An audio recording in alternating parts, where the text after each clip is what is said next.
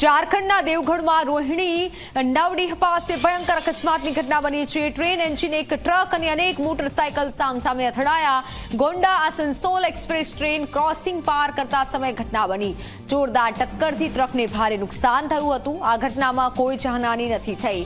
મુસાફરો અને સ્થાનિક રહેવાસીઓ બચી ગયા છે, પણ જે અકસ્માતનો સીસીટીવી વિડીયો સામે આવ્યો છે, સીસીટીવી ફૂટેજ સાથે એક વિડીયો પણ સામે આવ્યો છે। આપ જુઓ કે જ્યાં રેલગાડી જે છે ટ્રેન એન્જિન એક વાહન સાથે ટ્રક સાથે અથડાયું હતું, અનેક વાહનો સાથે ત્યારબાદ અથડાયું અને તમામ જે મુસાફર હતા તેમાં દહેશતનો માહોલ જોવા મળ્યો। આ ઘટનામાં હાલ જાનહાનિના સમાચાર સામે નથી આવ્યા।